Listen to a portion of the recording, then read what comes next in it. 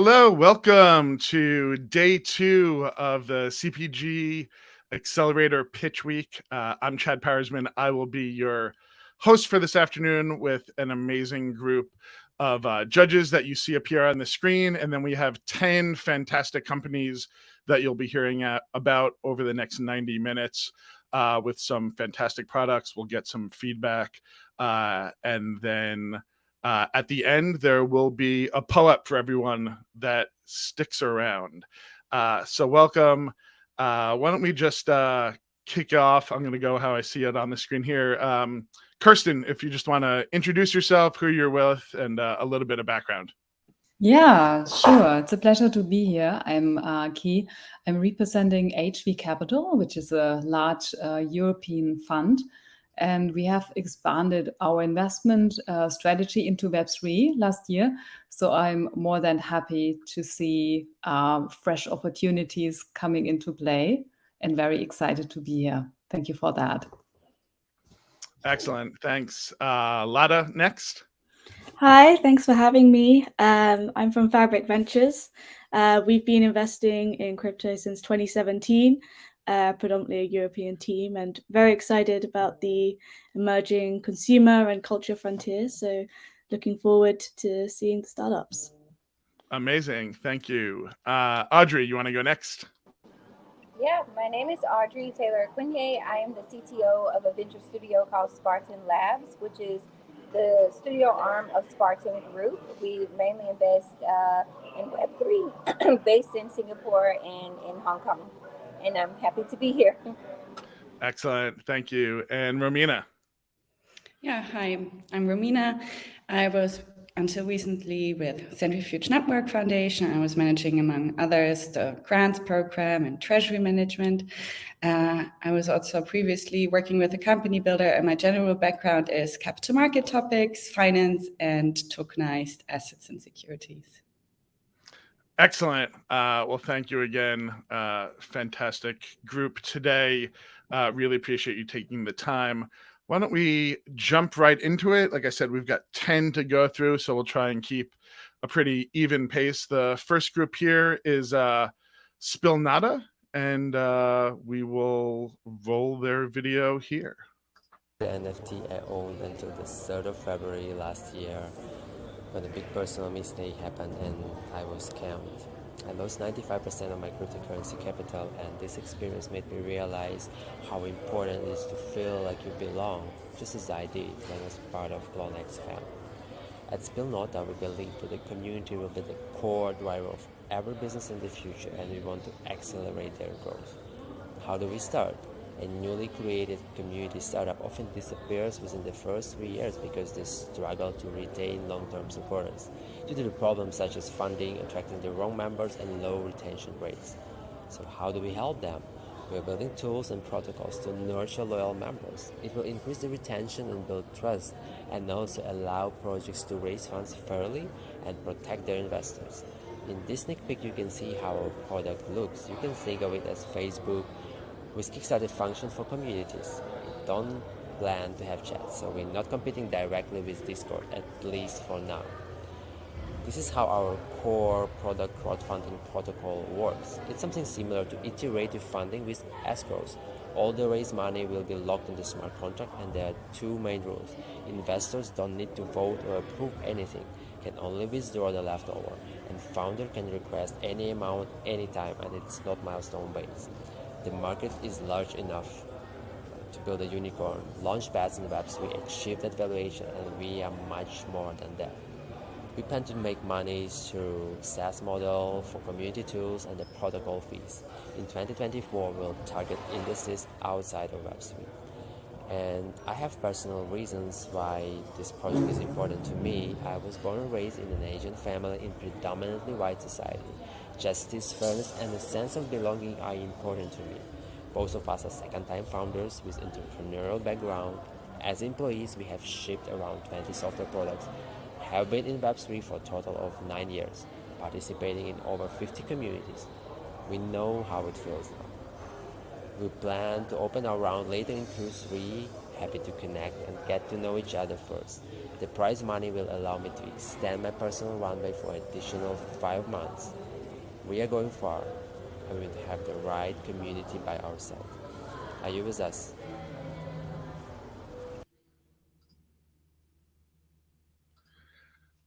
Excellent. Thanks, Ken. And yeah, why don't we just go around the horn in the same order here. Kirsten, you want to kick us off with maybe some feedback or a question that you have for the founder? Happy to do so. For me, it was not 100% clear which problem you are solving. Can you maybe elaborate on that again?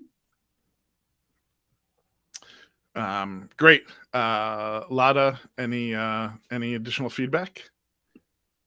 Yeah, thank you so much for the pitch. I think one important thing is to make sure that the audio quality is always really strong when speaking to investors. I couldn't quite understand everything that was said, but I really liked the use of stats to frame the problem space and the solution, and I think that's really important to a pitch. Thanks. Audrey?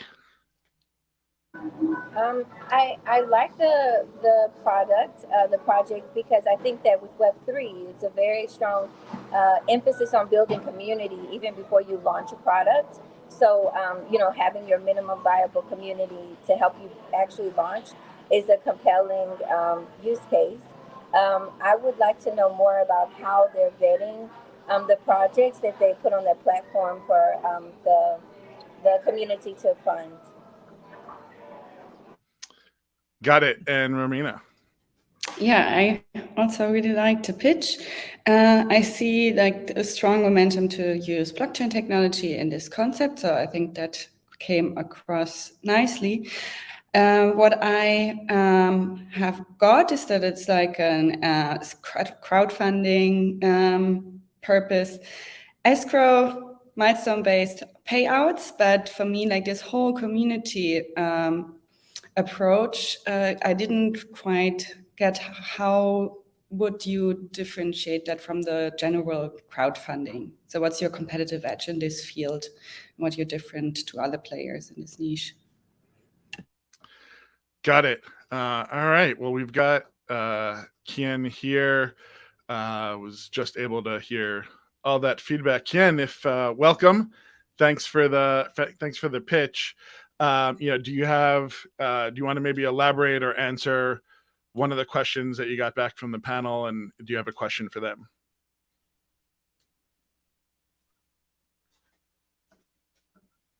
Yeah, sure. First of all, I'm sorry for the background noise. Yep, you hear me? Hello? Yeah, you're good. Yeah. Okay, I'm sorry for the background noise I had, and I'm beyond grateful for your feedback, questions. Apologize if I mispronounce the name. So the problem we are solving is that usually community-oriented startups, it disappears within like the first 2 or 3 years. So the problem, because of like the long-term supporters, they don't stick around, especially in Web3. That's the first question. Then about the competitors. So our target is to get projects when they just set up onto the platform. We find a few insights in the market. For example, people need to explore projects, explore the communities before they're joining, and we have some solution for that.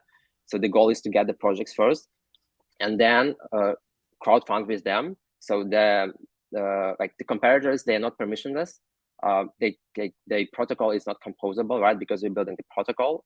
It's not censorship resistant, and the main differentiates is that we're building for long-term supporters, not for the people who just want to make money, right? Because I see the future when projects will be building together with the community, right? And everyone who wants for the profit, like speculators, they're already in the space. Mass adoption will come with people who are not here for the profit. They're looking for the communities. They want to invest in like the next Facebook or Tesla, right? And then you had like the new kind of relationships between those parties. And that's why you need to distribute the risk with this kind of like protocol, crowdfunding protocol, for example. Awesome. I think I've answered the questions. Yeah, thanks for the clarifications. Thanks for the pitch and putting together the video, and for joining us. Thanks, Ken. Excellent. So we are gonna jump to the next one. It's Rewild, and this one is actually in the environmental and social space. So I'm gonna roll the video now. Hi everyone, I'm Jess, founder of Rewild. We are democratizing access to wilderness areas, making it possible for anyone, anywhere, to become an owner in the first global community-owned wildlife reserve. In Africa, endangered species and biodiversity are under increasing threat, with degraded, misused land expanding to construct wilderness areas. Acquisition of land and wilderness assets is currently limited to high net worth individuals, and the majority of environmentally minded people have few meaningful avenues to contribute to the solution. Our team rewilds and restores degraded farmland into sustainable ecotourism reserves, protecting endangered species, uplifting impoverished communities, and offsetting carbon dioxide. We are creating a platform for anyone, no matter their location, to join us on this journey and own and protect a piece of African wilderness. Through our partnerships, we've developed access to 15 million acres that are primed for integration into wilderness conservation corridors. The result of successfully rewilding these areas would offset around 7.4 million tons of carbon, generate a potential $5.3 billion through ecotourism, and revalue the land at over $40 billion. Parcels of land from 1 square meter to several acres will be available to purchase as NFTs in our marketplace for as little as $5. Members will join a like-minded community of landholders where they can be involved in rewilding experiences and benefit from discounts with partner brands. We are also exploring how holders will be able to benefit commercially via carbon credits and potential future profits generated. This is our revenue model based on purchasing 2,500 acres of land as a proof of concept, fractionalizing and reselling it. Approximately 1/3 will be spent on rewilding and operational efforts, and the remainder will go towards purchasing the next area of land. Each rewild reserve aims to generate continuous revenue through ecotourism, carbon credits, and tokenizing real-life animals that will also be available to purchase via our digital marketplace. Our team has over 50 years of collective experience in the rewilding and conservation space, an extensive global network, and an impressive track record, having transformed many areas into successful wildlife reserves, including our own family dairy farm. Rewild is the Web3 venture we are building to accelerate our ongoing rewilding and conservation initiatives. Thanks for your time. We'd love to hear from you.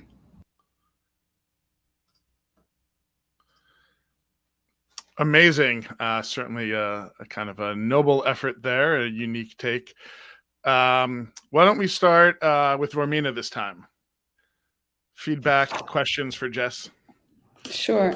Yeah, so I think in general, the idea of bringing fractionalized ownership into community-owned wildlife reserves is a great idea also for the carbon offset and credit part of that. So I see a strong revenue model. So in general, I'm a fan of the idea. I was just asking myself where and how you would be able to monetize the carbon credits. Would you use a certain standards? Where could that field evolve into? Gotcha. Lada, you want to go up next? Yeah, and thanks. That was a really exciting problem space and potential solution. I think my one question would be further clarity on what exactly blockchain is enabling you to do that you wouldn't be able to do with existing technologies. Got it. Audrey, got some feedback? Yeah, I love this. I spent 12 years in Namibia in Southern Africa, so I know how important conservation and environmental issues are on the African continent. I just have questions like logistical questions about like how are you getting access to the 15 million acres of land? Is this like a public-private partnership? And then how are you maintaining the like ongoing cost of maintenance for these reserves? Yeah. Sure. And then Kirsten? Yeah, I also really like the pitch. I think the vision is awesome. My question would be about the go-to-market strategy. How do you reach your target group? So what is the magic sauce here? Yeah. Excellent. Well, let's bring Jess up now if you want to unmute. And yeah, welcome. Any of those questions that you feel like addressing, Jess? Hi everyone. Nice to meet you all, and thank you very much for the feedback and questions. I'll try and get through all of them. I think the first one was carbon credits.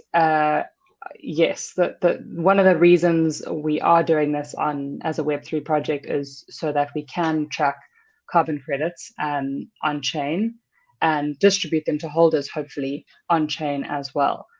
So we'll obviously make sure that we follow all the standards in this area. And yeah, sorry about that. And then next question, why Web3? I think I got that right. So I think Web3, firstly, it enables full transparency. So everything can be tracked on chain. And I think especially with NGOs, not that this will particularly be an NGO, but often you give your money and you don't really know where it's going. But in this case, you can track everything on chain as well. So yeah, it's also just, it allows the ability to have verifiable digital ownership and also sell your piece of land at any time. So there's a lot of Web2 projects that enable or that allow people to donate, to sort of own a piece of land and donate to a piece of land, but you have no ability to ever sell it or potentially monetize it. So this way you've got a verifiable ownership that you can eventually monetize it. Hopefully, we're looking into that. And then maybe just one more question. Yeah.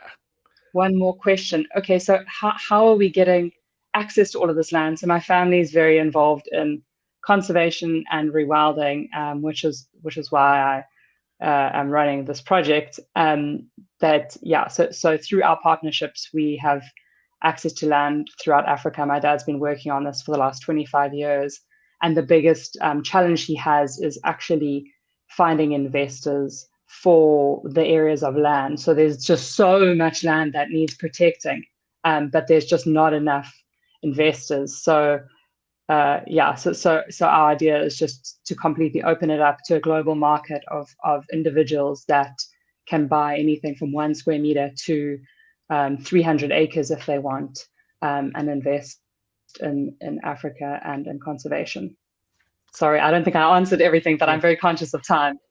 Yeah, no, we appreciate it, Jess. Those are some great answers. Thank you for joining and for your pitch today. Appreciate it. Thank you. Thanks, everyone. Excellent. All right.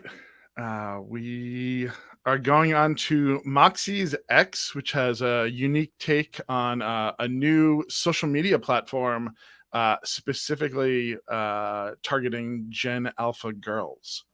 So we will roll their video. Between the ages of 8 and 14, confidence levels in girls fall by 30%. There are jarring stats citing 1 in 3 girls have seriously contemplated suicide, or that within 5 minutes of being on TikTok, girls are fed eating disorder or self-harm content. And if you have any young girls in your life, you've seen this firsthand, how current social media platforms are leading to detrimental effects on kids, especially when it comes to girls. Pair that with Gen Alpha, who are positioned to be the largest adopters of Web3 tech. We need to build within these protocols, but ensure safety and protection and leverage lessons learned. Hi, I am Juliette Blake, and I am the founder of Moxie's X, the next-gen social media platform powered by girls, building an inclusive and healthy future, all safely enabled by blockchain tech.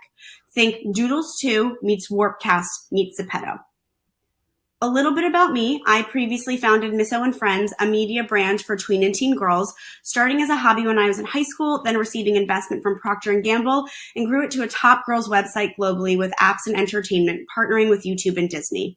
Last year, I launched Misso Cool Girls, and we have become the leading brand in the Web3 space, educating, empowering, and building for girls, partnering with Uniswap, Ledger, and Super Rare. Moxie's X is a personalized and representative community built by girls with confidence-building content reflective of their authentic lives and interests. By leveraging blockchain technology and AI, we can ensure safety and ownership for our community. Users create custom avatars with inclusive and diverse traits to safely connect, share, and create content that they own, and participate in challenges to earn points, badges, and tokens with both digital and in real life rewards. So what's the total addressable market? Our market is the digitally native Gen Alpha tween girl. In the US alone, there are 11 million tween girls who spend nearly $130 billion in direct sales each year. With 47 million female users under 12 on Roblox, 48 million girls on TikTok, this is a huge opportunity for mass adoption in Web3. And how are we going to monetize this massive demo? Initial revenue streams include subscription, in-app purchases, and brand partnerships. Through a freemium model, we will offer tiers of membership, and users can purchase coins in-app, which can unlock digital goods or features, and brand partnership packages will offer both digital and in real life perks and rewards. We have a unique advantage with our database of over 600,000 girls and parents, including our hundreds of ambassadors. We are looking to raise $2 million to change the trajectory of our tech and media landscape by building a healthier digital future for this next generation. We have a rock star team, and I would love for you to join us. Excellent.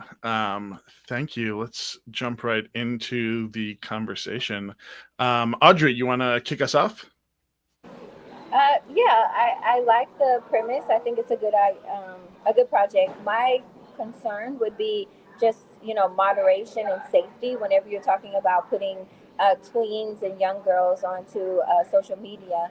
I would like to know what are the steps to keep them safe, and what is your moderation for user generated content. Yeah, great point. Kirsten? I also think you are addressing a huge problem. This is why I really like the pitch. I think that it's important for you guys to find the right brands and partnerships, because they should mimic your vision, your overall vision, right? So curious to learn more about your existing partnerships or those in your pipeline. Excellent. Romina?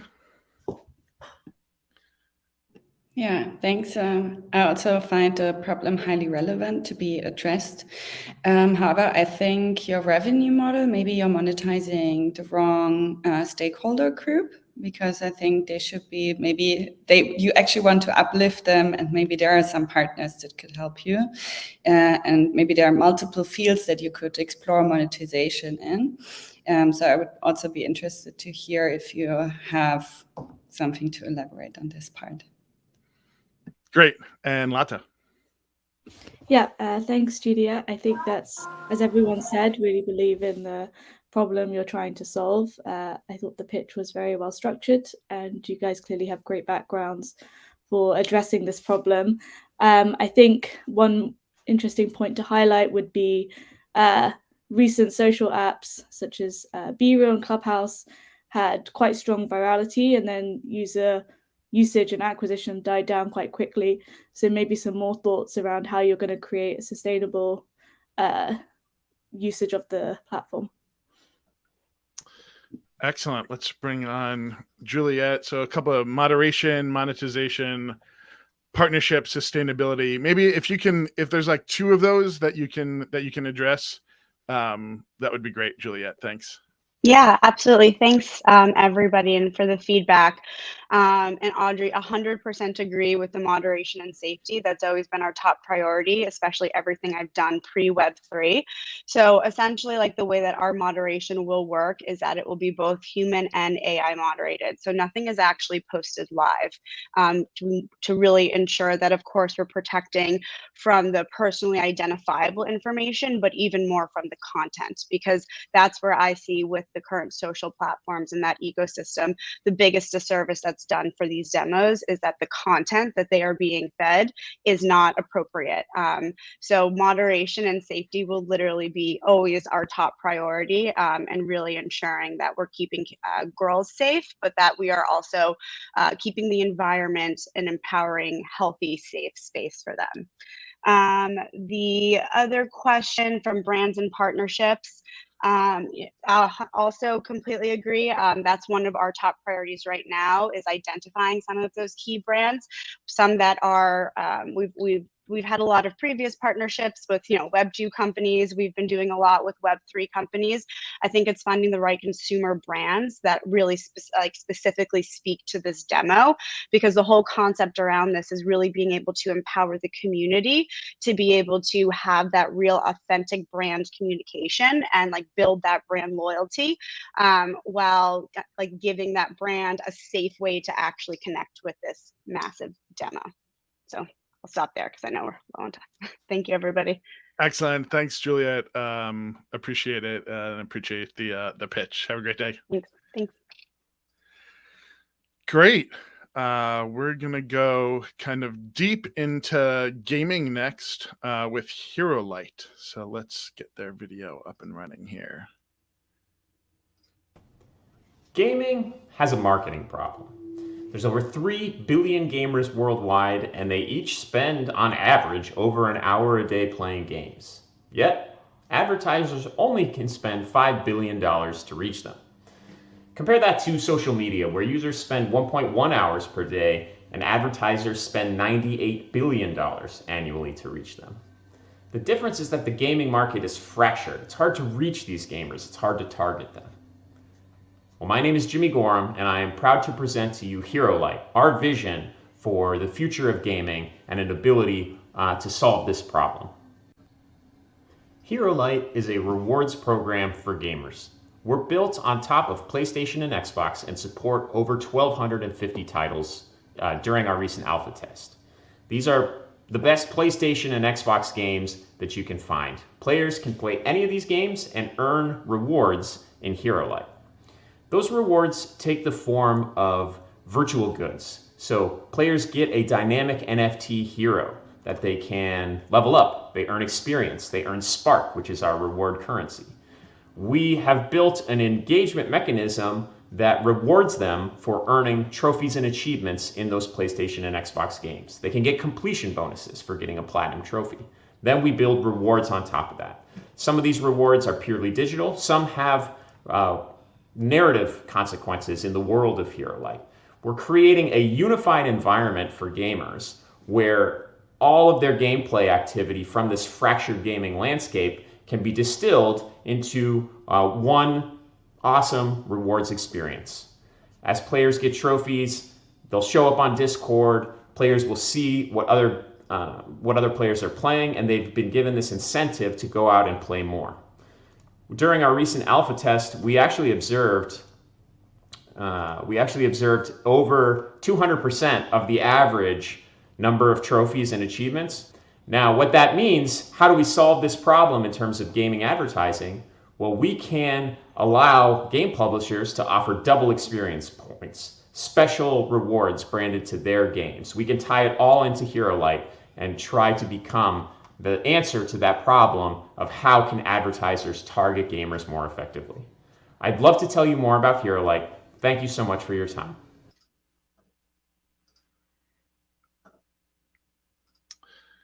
Excellent. Thanks, Jimmy. Let's get right into the conversation. Kirsten, let's go in order this time. Yeah, so what's going on in my mind now? I was wondering if what I could also do with those trophies. Can I sell them on a secondary market? Or can I just collect them? So a little bit about the utility I would like to explore. I would like to get more insights. Mm-hmm. Great, thanks. Lotte? Yeah, I think it's a very well-framed problem, and I think there's great distribution by being on PlayStation. I would also echo the question of utility, and I think it would be great to highlight some of the network effects of being the one reward system to power so many games. Great. Audrey? Yeah, I love Web3 gaming, and I love Web3 gaming that pulls into Web2. So I love the value proposition. I would like to know a little bit more about the traction, because historically, Web2 gamers have been hesitant about Web3. So I'd love to see how many gamers you have on the platform using it, and just some early metrics on that. Yeah. Excellent. And Romina? Yeah, for me, I also think it's a good fit, the idea that you have to address this audience group, and especially on PlayStation. I think that you have a certain likelihood to pay in this niche, and Web3 is great. We've seen amazing examples already, and I think you could be successful. But my question would be, why are you the right ones? Because I think also for like this sophisticated user group, they have certain expectations to user experience, and I think that should also be reflected in your pitch and your audio quality. Great. Let's bring Jimmy in. Yeah, we got marketplace adoption, kind of uniqueness. If you want to maybe pick two of those to address.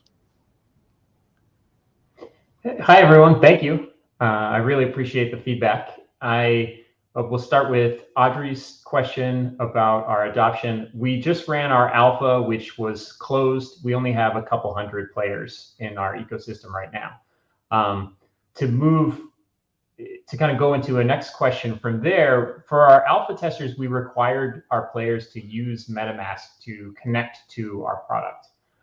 What we found is that gamers do have this natural hesitance to Web3, or at least a lot of Web2 gamers do. It's a very polarized technology.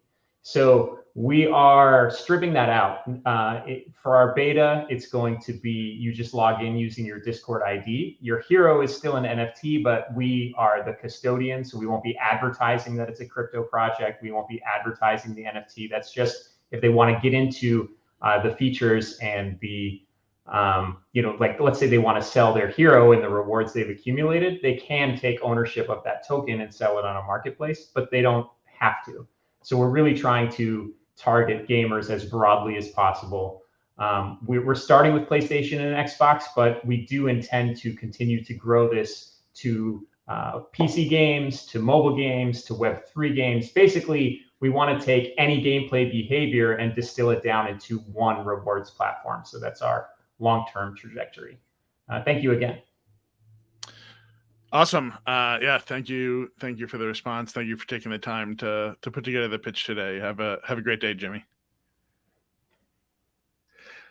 Excellent. We're gonna go over to number 5 now, which is Thigio, and we're more moving into the entertainment space. So let's check out their video. Hi, I'm Alec Maslov, and I'm the founder of Thigio, an entertainment technology company that's looking to revolutionize social gaming. We're launching a board game and mobile app called UFB. The modular design of our game allows players to swap out maps and characters while still enjoying the same gameplay. The playable game pieces are based on our NFT collection. In our game, players move around a maze, collect treasure chests, equip powers, and try to take out the other players in a battle royale style gameplay. The app supports up to 4 players at a time and tracks all of the status and inventory, including HP, energy, treasure chests, and weapons. We have a beta that's live on the App Store, and we've done over 200 playtests with dozens of testers. We have 4 high-quality NFT holders, including VCs. Currently, we're prototyping the game pieces and the game board. We've also launched a prototype of an interactive comic book with embedded NFTs. Our comic book is called Stellar Dream, and it features embedded NFTs from our collection. It's live on our website, so check it out. Our NFT collection is called the God Levels, and again, these NFTs are also going to be playable game pieces in our board game. In the coming months, we're looking to run beta tests in the Puget Sound, complete a prototype of our game, and launch our game on Unity as a web app so more people can have access to it. The second half of the year, we're looking to publish the first volume of our digital comic book, launch pre-orders, and ship the first edition in time for the holiday season. Our revenue strategy, we want to sell physical board games and also characters and maps as accessories. We're looking at a subscription model for the app and doing some licensing for our intellectual property, including merchandising and toys, and potentially a platform for our interactive comic book technology. I've worked in VC and startups, and I have a TEDx talk I've been writing this story for over 10 years. My co-founder Manabu has worked for Konami and Bandai Namco and has been in the gaming industry for over 20 years. We also have great developers who've worked on large projects in mobile and blockchain. Our God level holders include VCs, whistleblowers, and people with Netflix documentaries. We're looking for more God level holders and people to join our team and grow our community, as well as strategic investors to come in at the earliest stages. If this sounds like a good fit, we'd love to hear from you. Thank you. Excellent. Great pitch from Alec and Thigio, moving from other entertainment and video game brands into kind of a unique, brand new IP. So would love the panel's thoughts here. Audrey, why don't you kick us off? I think for me, there was a lot of pieces that were discussed, and it would be really good to have a way to see how all of them fit together. There's a lot of different names, the comic book, the board game, the app, and how it would be nice to see how this ecosystem works together. And I would like to know more about the technology, how the board game is interacting with the app, or how these two are working together. So just a little bit about the technology and how these two integrate with each other. Excellent. Thanks. Lata, why don't you go next? Yeah, thanks, Alec. I love the idea of the interoperability of using the game characters and NFTs and different games in the future vision of the platform. I think slightly echoing Audrey's thoughts here, but it'd be better to understand more of how you're thinking about the IP development, so the content side of like the Stellar Dream and the comic book, and how that relates to the game development, and the kind of roadmaps for both of those.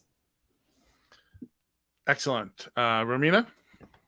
Yeah, so I'm also a big fan of these NFT-based gaming experiences. For me, it would be particularly interesting to hear more about that part of the go-to-market strategy and roadmap that will help you generate the buzz, because the NFT collection will need like a certain demand and hype, and to hear from you where this should come from. And Kirsten? I also like the game board idea. This is really unique. Similar to Romina's remark, I would like to better understand who is your target group, adults or kids or both, and how you'd like to approach them. But I would like to buy it for myself. Excellent. Let's bring Alec. Alec, thank you for the pitch. So we've got kind of ecosystem, IP, go to market. If you want to maybe address like two of those, that would be great. Yeah, absolutely. Thank you so much. Great to meet you. Appreciate your comments and your time. So the way the technology works, we use WebSockets to connect the client to our server, and basically when the players are starting a game, the app tells them where to set up the pieces, and then within the app they'll select the space that they're moving to and the attack, and then that'll communicate with the server that way. The NFT collection is only 100 pieces, and it's actually meant not for a wide distribution. Right now, all of our holders are accredited investors, and we actually want to do a revenue share model with the holders. So this collection is going to be marketed only toward sophisticated investors and brands. What we want to do is to get brands to own characters within our game, and to basically be able to market their own brand through our game. For our go-to-market, we're planning on doing live beta tests in the Puget Sound area, and then when we do a live product launch, we'll be going around to different conferences and events and doing live testing to build a community, build hype, and sell a product. Excellent. Thanks for those responses, Alec, and again, thanks for participating in our pitch week here. Really appreciate you taking the time. Thank you. Excellent. Have a great day. All right. We are halfway through, so that was number 5 of 10. For those on the live stream, I see you. Thanks for the shout outs in the comments for all of our judges here. We do have a POAP. We should be finishing probably on, or maybe even a little bit of ahead of schedule today. So from Thigio to Idemo, we're kind of staying in the real world here, but moving more in this into a B2B marketplace. So let's let them tell you a little bit more about it. My name is Miho, and I'm the founder of Idemo, a marketplace of designs for furniture and accessories. At Idemo, our mission is to turn the complex process of design licensing into an openly accessible and effortless experience for all involved. Behind Idemo is a seasoned team of designers, engineers, and 3D artists with over 15 years of experience in furniture design, luxury yacht design, experiential events, and managing a CGI studio. Here is the problem we have faced ourselves. Brilliant designs are going to waste. They are discovered only by chance at trade shows or scattered across multiple social platforms and portfolio sites. And their distribution? It's hit or miss. We say it's time for a change. Idemo connects designers, brands, manufacturers, and architects through our licensing marketplace. We offer a comprehensive database of designs, readily available for efficient and cost-effective sourcing. And how do we do this? Using design blocks. These are blockchain-backed digital design assets with integrated licensing contracts, ensuring security and transparency. Our user experience is as Web2 friendly as it gets. Designers can upload assets, customize permissions, and offer their designs for bidding or purchase. Implementers, on the other hand, can explore, buy, and utilize our 3D assets and manufacturer database. You might be wondering, why now? The answer is simple. The industry is ripe for disruption. Designers are mastering digital tools. AI-assisted design is taking off, and the industry is digitally transforming, driven by startups like Material Bank or Clippings. Idemo stands apart. We've merged the functionality of an open market with community-driven curation. This not only adds a unique dynamic to our platform, but also encourages user engagement. We are starting in our own backyard, Poland, where we are tapping into our network of designers and producers, then gradually expanding to other regions and target groups. So how will Idemo generate revenue? We've got 3 streams: transaction fees from the marketplace, a share in licensing royalties, and membership tier fees. While we are focusing on building our MVP, we are also planning ahead. We aim to secure funding to accelerate the development of our pioneering design licensing platform. Want to learn more? We would love to hear from you.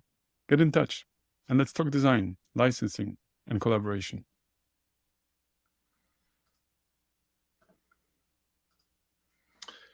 Excellent. So yeah, leaving the entertainment world, moving to a marketplace of real world items. Let's get things started. Lata, why don't you kick off this one for us?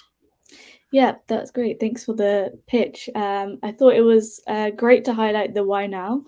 It was a really interesting angle there, and I liked the user flow diagram to help kind of visualize what you're building. I think my main question would be around how does the licensing contracts that you guys have map onto the existing legal frameworks? Excellent. Kirsten, next.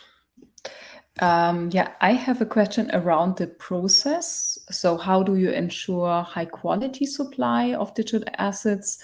Who is doing the due diligence at the end of the day? Yeah. Gotcha. Audrey? Yeah, so I echo Kirsten, just like with this content, how are you verifying that the person who uploads is the person who actually owns the IP? And just in general, is it high quality or and those things, just how you moderate it?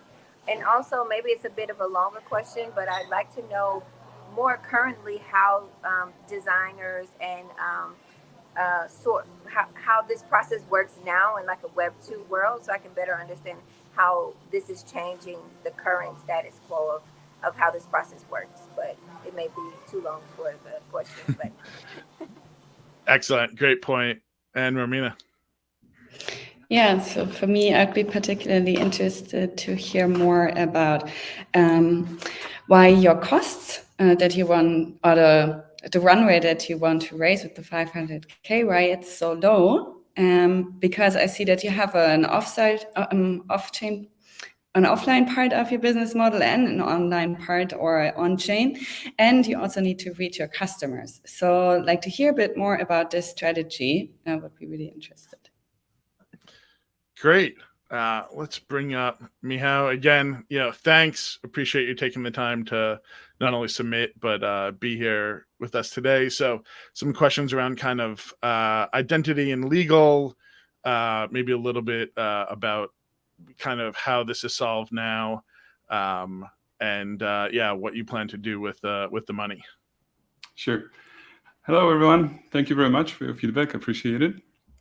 Okay, so maybe I will start with the licensing model. So for our MVP, we are planning to use something that was created by A16Z, which is like a NFT dedicated licensing model based on Creative Commons. So that will be only for MVP. Moving forward to like a complete product, we'll probably need to adjust it and make it more custom to fit the needs of the furniture industry. But that's what we are starting with. Ensuring the quality. So that's the big part that will be played by the community curation. We really want to engage the community to take part. If you're familiar with Archive, we are really inspired by what they are doing, how they engage the community and the curation process, and build actually tools specifically for that. And how does the process look now? So as a designer, basically there's 4 ways you can operate as a designer. So get a job in a company, take commissions, start your own brand, or do the licensing, right? So the licensing element is something we are focusing on. But what's interesting in our approach is that the licensing has a slightly different form. It's more flexible than the traditional licensing, because this being based on an NFT model, the implementers actually have the option to resell the licenses, something that you don't usually do. So you could imagine a scenario that it encourages a behavior where securing several designs for a particular project is possible, and then after going ahead with a specific design, they can put the remaining designs back on the secondary market. I'm forgetting the last question now. It was just the 500K raise. I think Romina had a question around kind of, it seemed that for what you want to do, it maybe seemed a little too low, I think is what Romina was your comment, right? Yeah. So just kind of, how you're thinking about where those funds kind of given the seemingly large amount of work to do. I see. Based on our calculation, actually we were initially thinking of bootstrapping this, but we are kind of humble in this way. We don't want to aim too high with the funding. This is what we estimated will be needed to cover our expenses. We just need to expand the technical team a little bit. We will have some expenses on the IP law consulting, but that's basically what we estimated our needs are. Gotcha. Yeah, appreciate it. Thanks again for taking the time today, for all the hard work. Have a great day, Michał. Thank you very much. Thank you. Bye. Excellent. All right. We're now going to move to Beyond Club, their NFT loyalty program that sounds like kind of in the vein of a SaaS model. So let's check out their video. Hi, I'm Yuki from Beyond Club. Beyond Club helps brands and creators to build stronger fandom and loyalty with dynamic NFTs. So building community around the brand becomes more important, but with Web2 membership, it's hard to incentivize and rewards them across channels.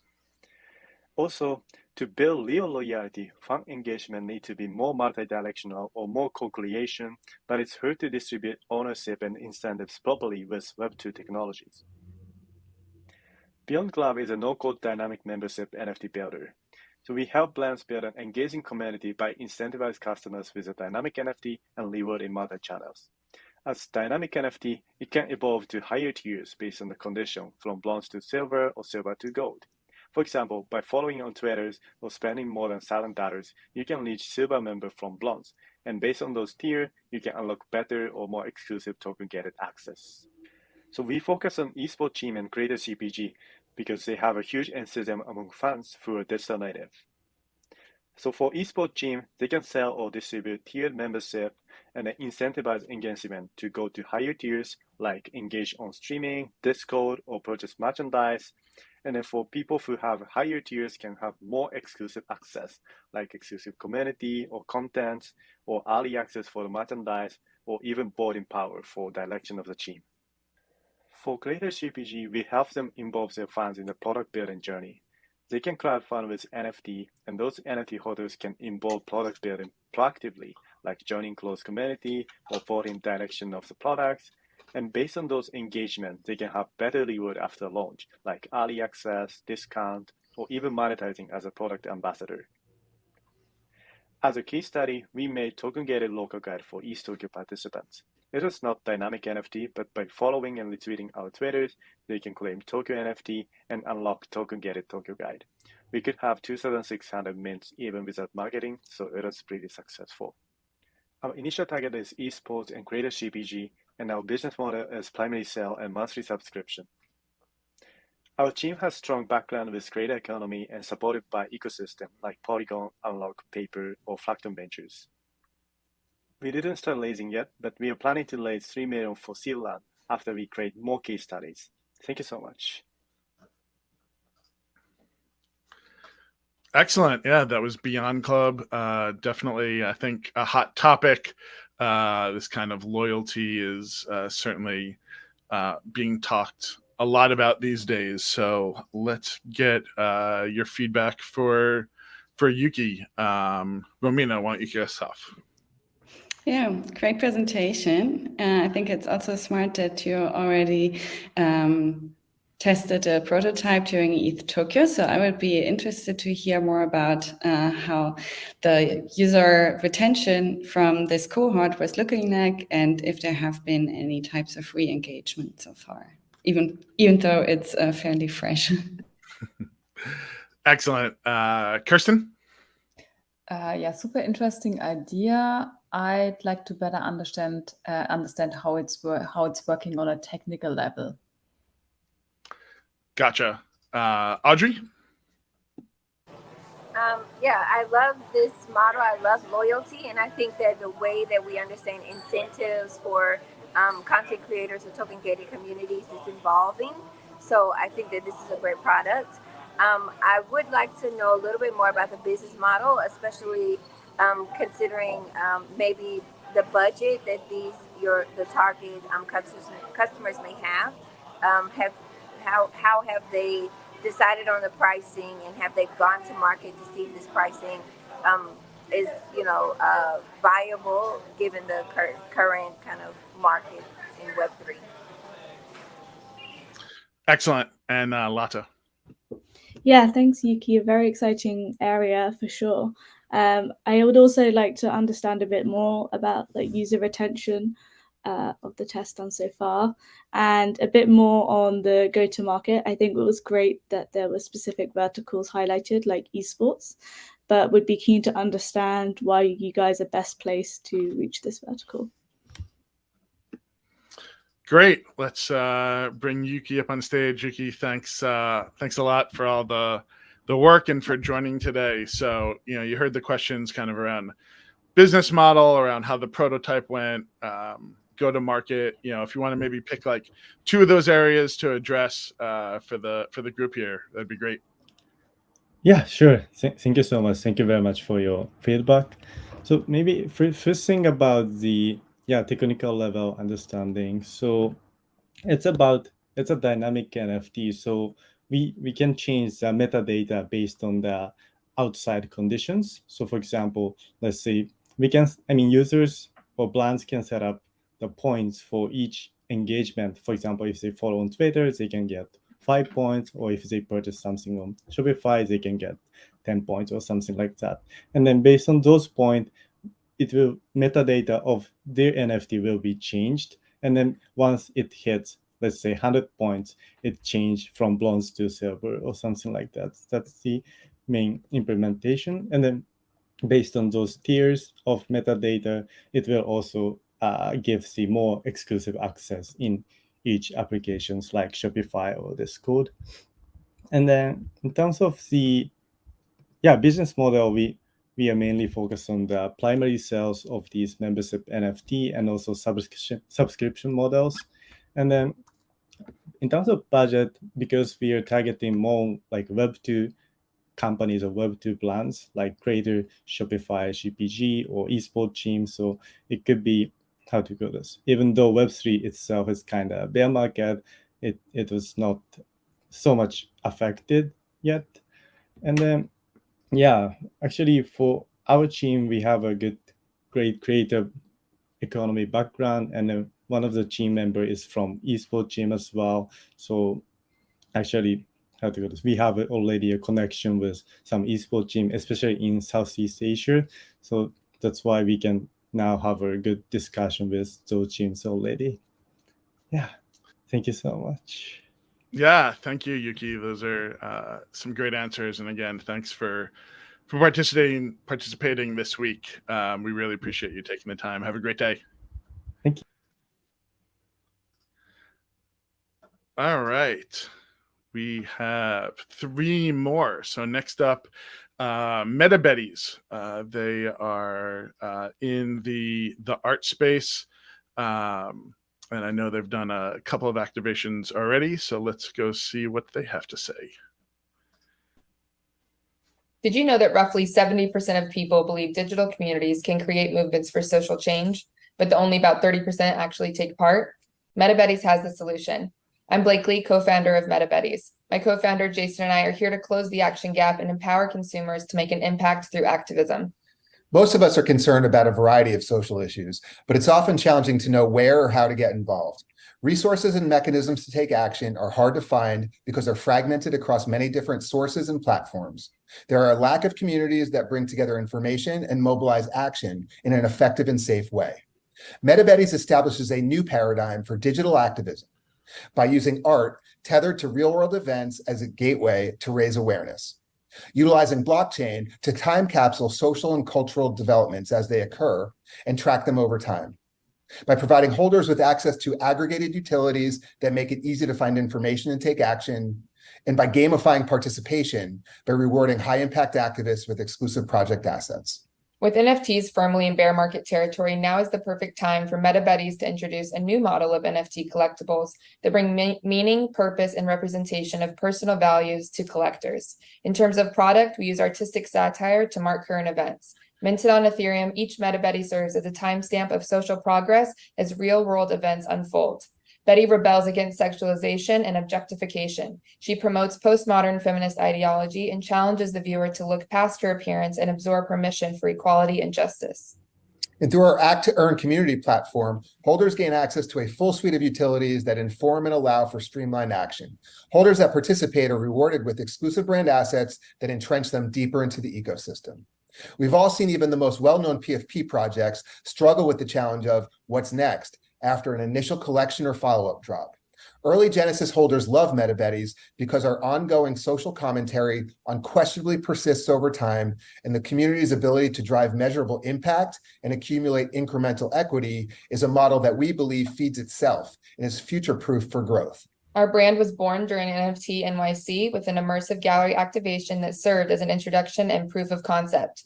There, we attracted an initial core of Genesis holders and had roughly 50% attendance participation on Act to Earn activations that were discoverable throughout the gallery. We're in pre-seed round, which will help us fund growth marketing and forge partnerships to raise awareness and build community leading up to the full collection launch.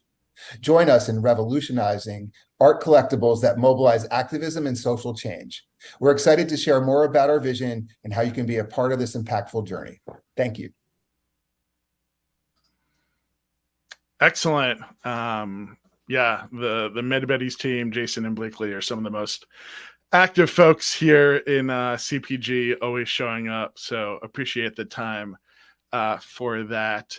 and just love this space. You can probably see behind me, like this wall goes like a few feet higher, and the room I'm in right now is covered. I need more wall space for more artwork in my house. So near and dear to my heart, and love the kind of story that they're telling here. So let's jump right in. Kirsten, why don't you kick us off? Yeah, happy to do so. So it's a fantastic idea, I must say. My question is again around go-to-market. So I get the feeling that you need a critical mass of influencers or activists. How do you approach these girls and guys? And great. No, good question. Audrey, why don't we have you go? I think the only thing for me that was unclear is like, is this raising funds to donate to charitable organizations? And if that is the case, like, how are you taking funds collected in Web3 and giving it to these Web2 organizations? I guess that would be my main question. Or is it fundraising, or is it just awareness? Gotcha. Lada? Yeah, I think I really loved the vision and the meaning behind the art. I actually have all of my digital art on the wall in front of me, hence why behind is so blank. Also have some questions around like the go-to-market and user acquisition. But also, I'm sure there are some really exciting network effects for multiple causes being tied to the same platform and the same community. I think would be really great to flesh that out in the pitch. Great. And Romina? Yeah, so I actually would also be interested to hear more about the use of funds and how you want to reach your target audience. I think this is key because with everything related to this impact project, reaching like the people that fund the initiatives will be key to success. But I would, in this context, find it particularly interesting to hear how this Act to Earn platform works, and if it's also addressing offline activities in more detail, or if it's, as we previously said, mostly about awareness. Great. So let's bring up Jason and Blakely. Thanks so much for joining. Thanks for everything you do in the community. So yeah, go to market, user acquisition, and then kind of maybe a little bit more about the donation angle, how that's handled, how you see that kind of flowing with the purpose of the company. I don't know who wants to start it. I'll kick it off. Thank you, Chad. Thank you, everyone, for joining, and thanks for the excellent questions. Yeah, let's start with kind of like the output mission of the sort of advocacy and activist, component of the project. It is part raising funds, but it is very much around sort of awareness and providing a digital, seamless way of making your voice heard and making an impact. So on the raising funds, we actually, within the franchise, have 16 segmented segments of the collection that each address a cultural conflict or an issue, right? Like climate change or gun control in the US is a very big issue right now. So each one of those sort of components has individual traits, symbolism and messaging, in terms of the artistic satire of the collection, but also a distinct smart contract. And within the smart contract, through partnerships like the Giving Block, we actually embed them into the smart contract. So a percent of sale goes directly to these nonprofits that support these causes. But kind of the bigger idea, in addition to the funding, is this platform that just really makes it sort of turnkey, seamless, like kind of one aggregated location to find information, and more importantly, aggregate the mechanism of acting, right? So we have community that will sort of talk about locations and events to get together. We have petitions and advocacy campaigns where there's sort of a pre-written outline of the topic and how you can help. And if you agree with it, you literally just put your zip code in, you push a button, and it pushes that message to your local Congress people to spur action. So that is kind of the idea of the advocacy behind the art collection. And then real quickly on go-to-market, yeah, you can see we mentioned that like we soft launched during NFT NYC. We're from New York, we're local. We were granted a very beautiful gallery space that coincided with NFT NYC. So we thought it was a great opportunity to kind of use this as a proof of concept opportunity. We soft launched before we actually had sort of the massive awareness and the community behind us. And right now we are sort of in the process of linking up with influencers, activist campaigns, individual activists to get on board and spread our mission. That's absolutely the next phase of our project. Awesome. Thanks, Jason. Blakely, anything additional that you wanna add to that? No, I think he covered it all. And I'm sure you guys are all familiar with the giving block, but it's all on chain and we're donating to the mass index funds for every persona. So there's up to 200 different nonprofits and charities within every persona that we're contributing to. So I really love them and it's been an easy partnership. Awesome. Well, thank you so much for taking the time today for the submission, for the participation in the Accelerator group. We really appreciate it. Thank you all. All right. Have a great day. You too. All right. We are in the home stretch here. We've got two more. Plural Energy is the next one up, looking at the renewable energy infrastructure space. So something a little completely different here. Let's see what they've got to say. I'm Adam Silver, one of the founders of Plural Energy. At Plural, we're focused on expanding access to one of the highest yielding and highest impact asset classes in the world, renewable energy infrastructure. Renewable projects, like solar fields and wind farms, are generally great investments. They often have IRRs north of 12% and a default rate less than 1%.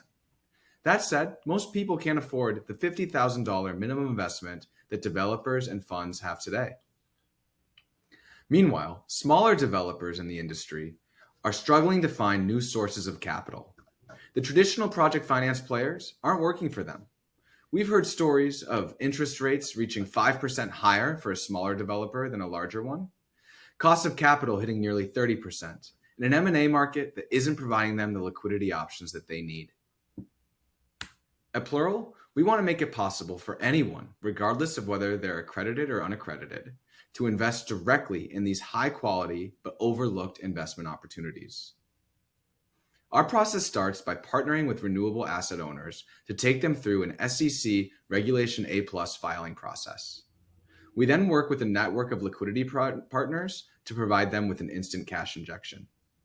Once they've IPO'd, anyone can trade on the Plural platform with 24/7 liquidity, thanks to blockchain smart contracts that automate market making in the background. Our investors earn constant yield in the form of daily dividends, which we're able to deliver because the transaction costs on-chain are so low. The renewable energy industry is a massive industry. We estimate that by focusing on small projects alone, there's over $1 billion of market for Plural to pursue. That said, we're starting with 3 projects, all of which have term sheets signed or have been agreed. We have an additional 6 projects in our pipeline, and we think it's reasonable to tokenize over $100 million of assets by this time next year. The team behind Plural is me and my co-founders, Jason and Alex. Each of us has held positions throughout our careers to prepare us for the challenges associated with Plural. Whether it's building high-quality products in Web 2 or Web 3, consulting in regulated industries, or building some of the largest renewable assets in the world, we've all been working towards this moment to build Plural. We look forward to hearing your questions, and thank you so much for your time. Excellent. Thanks, Adam, for introducing us to Plural. Definitely a little bit different than some of the other things we've seen today. So excited to dig into this one. Lada, why don't you kick us off? Yeah, thanks for the pitch. I thought it was a really interesting problem area and can see how blockchain really helps there. I think there was really interesting data provided on the supply side, but it would have been interesting to have more data, I guess, on the demand side and also on the go-to-market of how you're planning on building that up. Great. Romina? Yeah, I think it's also a super interesting niche you want to target and highly relevant. I think the general products are, really well served to use this SEC A+ structure. But even if you're using like a securitization standard, I would still be interested to hear how you manage project risks for the investor and if there are any protections for them. Great point. Audrey? Yeah, I have. I would like to know more about how you get these investors, like go to market to get enough people on the marketplace to invest in the projects. That's my main question. But overall, it seems, in theory, to be a good solution. Yeah. Great. And Kirsten? Yeah, I would like to better understand how you differ from competitors. Great. Let's bring up Adam then. So yeah, competition, go to market, how you're keeping everything on the up and up. Yeah, tell us a little bit more about what you've got going on in Plural. Yeah. Well, thanks for joining. Yeah, thank you all for your time, and I'm sorry that this isn't more of a back and forth. I'm just going to try to go through as quickly as possible. Your thoughts and feedback were incredibly insightful and helpful. So I think a few of you had mentioned on the demand side, which obviously is a huge important factor here. We have a lot of data indicating that there's demand, whether that's within the current refi market, the real world asset market, or folks who are off chain that are interested in these assets. We have some reports that say 82% of people consider environmental impacts with their investing.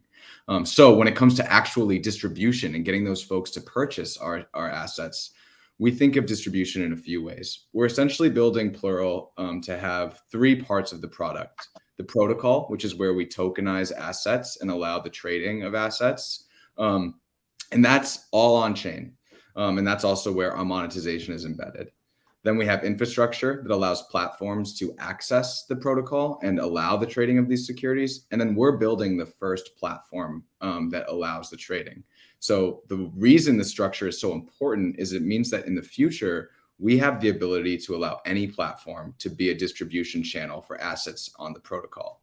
So we're starting with our own platform, generating demand through partner ecosystems and other folks. And then over time, we plan on making it possible for you to buy Plural assets on Coinbase or Schwab or Robinhood or any other place that's a registered trading facility. As for investor protections, huge part of what we think about, like this is a very nuanced financial space, and the asymmetry between what the two sides of the transaction have knowledge about is huge. And so we're combating that in two ways. The first is we're very serious about diligencing assets that we allow into the ecosystem and have said no to some, despite being a startup that wants to get something off the ground. And then we're also pursuing partnerships with different energy analytics firms that help provide instant data sets and analysis of what an asset should be priced at. I think I got most. Oh, and then competitors. We're built there's a lot of great ways to invest in renewable assets on chain and off chain. And I think really where we differ is one, direct investing. So, we love carbon credits and renewable energy credits, but we want to build a product that allows direct investing in these assets. Two, we're built for equity. Centrifuge, for example, has done amazing work in this space as well. And so where we're different is we're focused on the equity side of the platform. And then third is liquidity. So a huge part of our vision over time is to make liquidity and access part of this product. So I don't know how I did there, but hopefully if there's any other questions, feel free to reach out or follow us on Twitter or whatever. Thank you so much. No, that was great, Adam. Appreciate the contributions to the accelerator chats and showing up to the events and things like that. And thanks again for taking the time to pitch and to show up today. Excellent, awesome. Have a great day, Adam. All right, we are down to our last one. And we're going to go into the cannabis space. So Yep is a edible cookie that is looking to do something different in the cannabis space by working directly with bud tenders at dispensaries. So let's get Katarina up here. It has been over 100 years since Prohibition. By comparison, weed has been legal for approximately, 3 minutes. Growing pains run deep in this industry, but it all boils down to this. Weed still feels illegal to most Americans. Here's some proof. Only 20% of Californian cannabis sales occurred in a legal dispensary last year. That's abysmal. The whole experience of legal weed for the average person is unapproachable. The legacy culture for cannabis has bred a sea of sameness when it comes to brand and product type. The largest group of new legal users, women in their 30s, just don't want to be taking bong rips. Instead, the evidence shows they want to be consuming edibles. When you think of edibles, what do you think of? Cookies and brownies, perhaps? Then why do cookies only comprise 1.3% of the total market share? Gummies reign supreme in this area because, simply put, modern-day edibles, especially cookies, are shit. Yep, plans to change that. Our cookie, a delicious terpene-infused cookie, makes the modern-day drug deal approachable for canna-curious Americans. Yep, this is it. Fully customizable, you can infuse, shape, color, and flavor as desired, and best of all, it doesn't taste like shit. Relative to the current leaders, we bring a killer product to the market worth $1.23 billion annually. But where we plan to shine is with our irreverent brand. Our pledge is that Yep is every legal cannabis user's first experience with weed because our approachable, relatable brand enables them to come as they are, stoner or not. To launch, we will sell exclusive cookies through Cookie Drive collaborations with aligned communities. Web3 communities, perhaps CPG and BFF, give us a unique launching point where dedicated audiences are given the opportunity to experience their favorite Web3 brand in a mind-altering way. But a relationship with Web3 solves a more serious problem. Budtenders are the gatekeepers of 7 out of 10 sales in a dispensary. Despite being the reason this industry moves forward, budtender retention is incredibly low. We at Yeps believe that they deserve more than just a paycheck. So we use blockchain traceability to reward the budtenders with every single sale of our cookies. Rewards will be fiscal as well as non-fiscal, such as offering educational opportunities. The industry is in dire straits. Just look at the declining sales and layoffs across every state. The current culture catering to the heaviest users, aka stoners, is not working in the long term. The evidence clearly demonstrates the industry needs a fresh approach to build approachable culture for more new legal consumers. Our founding team, comprised of a creative, a pastry chef, and an engineer, plan to change that. Help us to help you get baked with $75,000 as we scale up and become America's next household cannabis brand. Thank you so much. Amazing. Definitely different area. That's what I love about the accelerator group here at CPG. So many different places. This is certainly a unique issue that Kat and the team are trying to address. So let's do one more around the horn here. We'll just go in order. Kirsten. Yeah, a very delicious idea. I'd like to know a little bit more about your current traction in terms of user growth. In terms of what was that? How many users do you? Yeah. Gotcha. Lotta. Yeah, very interesting. I thought the conversational tone of the pitch was very well suited to the product offering, and the team background seemed really well suited for the brand that you folks are building. I think it was highlighted the go to market with the Web3 communities. I can definitely see that being quite a strong selling point. But I think touching on the Web3 technology and a bit more detail on ideas around the reward system would be very useful as well. Gotcha. Audrey? Yeah, I like it. I'm not too experienced in this space, so I can't give a lot of insight. I like the idea of rewarding bud tenders to become like brand ambassadors. I guess I would have questions about the legality, or if there's any like regulations around, direct incentives to dispensaries or things like that. So I guess that would be my only questions, like just around regulation, since it is a highly regulated space. Yeah. Gotcha. And Romina. Oh, you're still on mute, Romina. Sorry. So yeah, I also really liked the product pitch, and yeah, all the different points that you addressed was really well structured. For me, it would be particularly interesting to hear more about like the long-term plan for rewards, because I think like this tokenization aspect has a good momentum at the beginning, but in the future, how you want to grow into the next stage. And yeah, for me also the regulatory restrictions to selling these products would be very interesting to hear about. Excellent. Let's bring up Katerina. Hey, welcome. Thanks for the pitch. You're still on mute, just so that you know. And yeah, some great questions there around kind of the rewards program, legalities of working with the bud tenders, and kind of how maybe the rewards program kind of can keep the momentum going after maybe an initial launch, if you want to address some of that. Absolutely. Can you guys hear me okay? Yeah. Wonderful. Perfect. Thank you so much, everyone, for your time today. And thank you for your patience with me being the last one. I could go on about regulation forever. It's ever changing, and it varies state to state.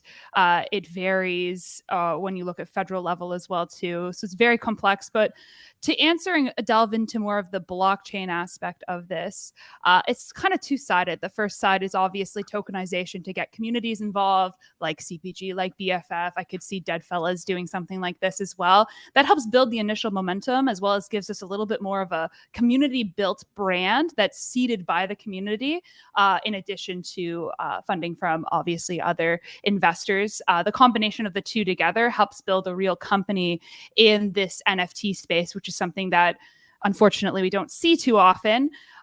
So you get that community building, but the long-term value of Web3 in this situation is truly the tokenization of sales and the rewards for bud tenders and community members.